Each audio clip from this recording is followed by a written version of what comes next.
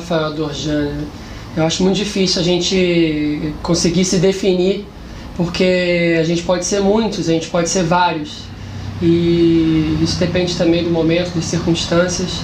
Então, o que eu posso falar para vocês é sobre, de repente, a minha formação acadêmica.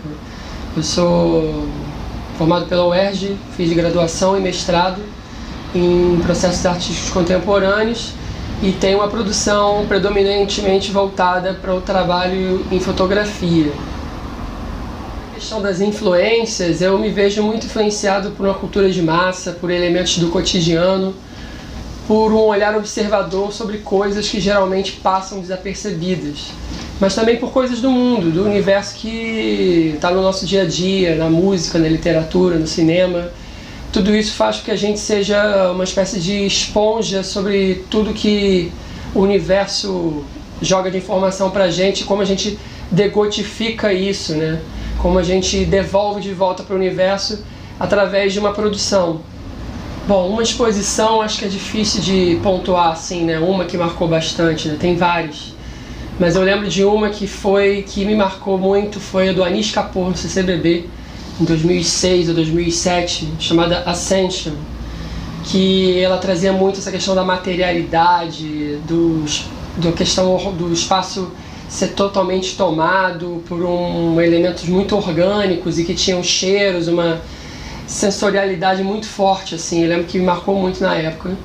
E das exposições mais recentes, eu lembro da Cláudia Andujar, um trabalho que estava no Instituto Moreira Salles, que se chamava No Lugar do Outro, que era uma exposição de fotografias dela de um contexto mais urbano, né? Não só relacionado antes do trabalho dela com os índios Yanomami, em que ela era colaboradora de publicações como Realidade, da época, da década de 60, 70. Uma série ou trabalho que eu poderia destacar é a série Desdidática, porque ela poderia muito bem estar sendo feita durante esse período de quarentena, já que se trata de um trabalho mais intimista, em que eu utilizei uma caixa de slides, repleta de slides, de material didático que foram utilizadas durante o período da ditadura do Estado Novo e também a ditadura militar, até a década de 60, 70, e era implementado em escolas públicas. Foi um material que eu encontrei na escola que eu trabalhava, em Realengo, na zona oeste do Rio de Janeiro, e ficou muito tempo guardado, muito tempo armazenado, até que eu decidi fazer intervenções sobre esse material, como se fosse um aluno fazendo um trabalho de casa, né? Recortando, colando, fazendo sobreposições e depois projetando esse material e fotografando ele novamente. Então gerou uma espécie de colagem e com essas sobreposições. Muito influenciado sim pelo Geraldo de Barros também, artistas que têm essa questão da fotomontagem como parte do seu universo, né?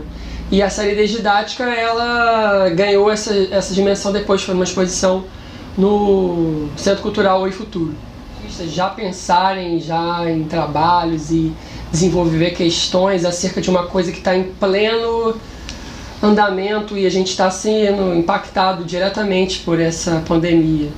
Só que eu acho que ainda a gente precisa desacelerar, respirar, retomar, pensar no que a gente realmente quer, seja como artista, seja como ser humano, porque eu acho que é um período mesmo de antes e depois, e vai ser realmente um divisor de águas, assim, nesse caso, tanto para os artistas quanto para o mundo, né? E em relação à produção, eu tenho assim, feito exercícios de fotografar da minha própria janela, do meu terraço, do meu prédio, coisas assim, uma espécie de diário urbano, né, relacionado à questão do isolamento. Mas sem ainda ter uma ideia assim, muito certa do que vai dar.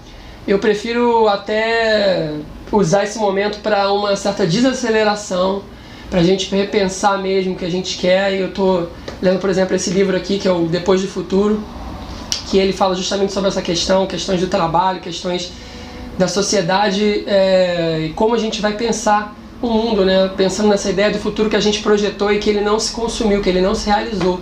Então, agora é um outro mundo que está se construindo ou se destruindo, mas só sabemos que ele não é mais igual, ele não é mais o mesmo como a gente havia pensado. E para também responder a essas perguntas e tomar um café, eu gostaria de convidar o meu amigo Carlos Contente. Um abraço a todos.